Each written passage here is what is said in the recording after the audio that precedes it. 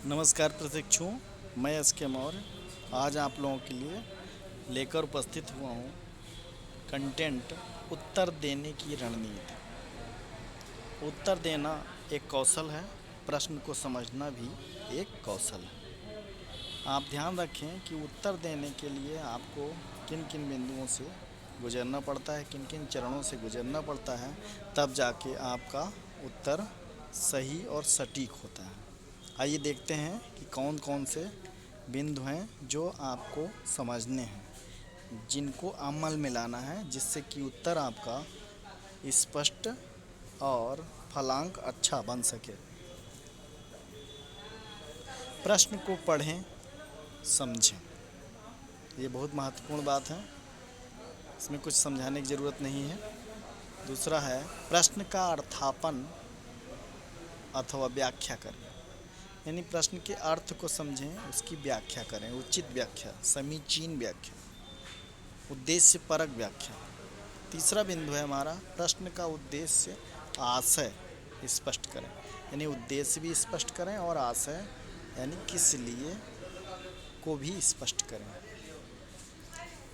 यानी आशय का मतलब होता है किस आशा से इस प्रश्न किया गया है, क्या जानने के लिए ये प्रश्न किया गया है।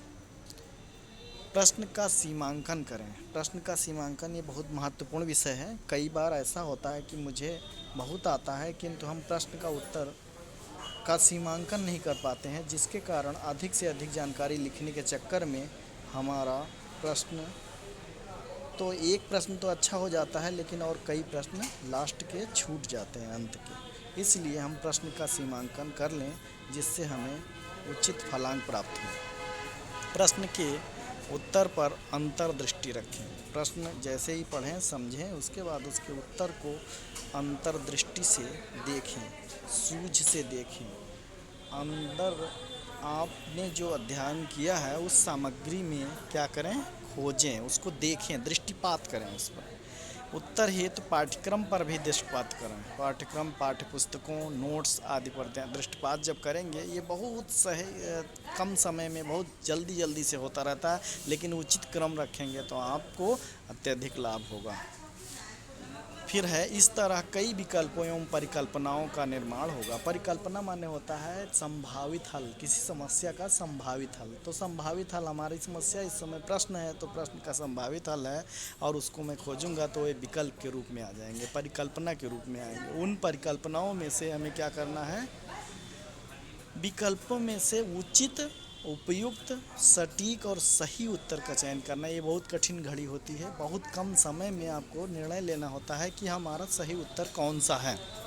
यदि उत्तर का विकल्प स्पष्ट ना हो सके तो प्रश्न की दिशा देखें, भाव देखें और उससे संबंधित जो संक्षेप में विवरण दे दें और उस प्रश्न का वही उत्तर होगा।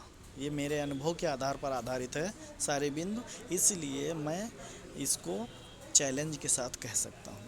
प्रश्न का उत्तर छोड़े नहीं, इससे फलांक घटता है। आप सभी जानते हैं कि प्रश्न के उत्तर छोड़ने से हमारा जो परिणाम है वो बाधित हो जाता है, यानी पूर्णांक ही घट जाता है, तो फलांक भी घट जाएगा।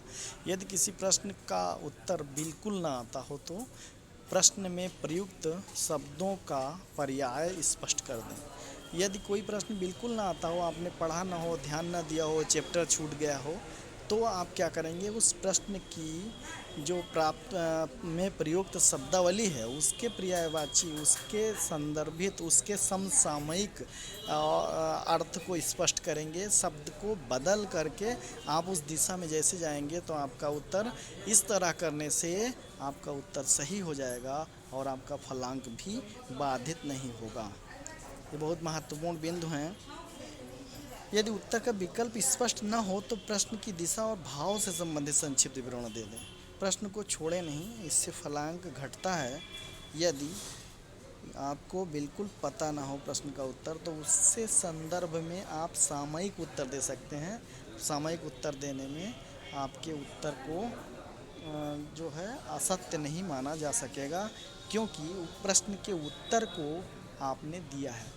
और प्रश्न कई बार ऐसा होता है कि द्विअर्थी या बहुअर्थी प्रश्नों का शब्दावली का प्रयोग प्रश्न में होता है, तो किसी एक सब अर्थ को भी यदि स्पष्ट कर देंगे अपने कंटेंट या विषय से जोड़ते हुए, तो वह भी प्रश्न आपका सही हो जाएगा।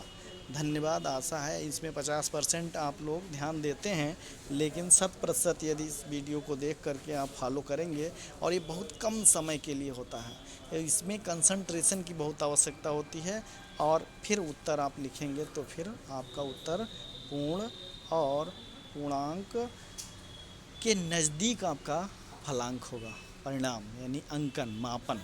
ठीक, धन्यवाद।